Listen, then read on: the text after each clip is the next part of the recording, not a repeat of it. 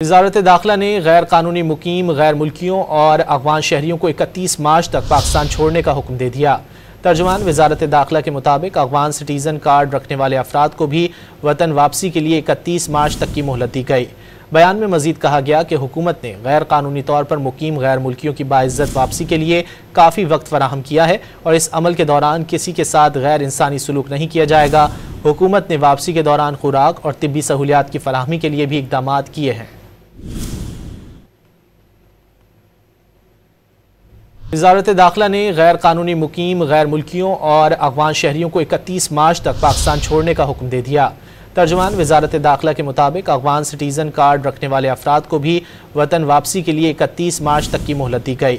बयान में मजीद कहा गया कि हुकूमत ने गैर कानूनी तौर पर मुकीम गैर मुल्कियों की बाइज्जत वापसी के लिए काफ़ी वक्त फराहम किया है और इस अमल के दौरान किसी के साथ गैर इंसानी सलूक नहीं किया जाएगा।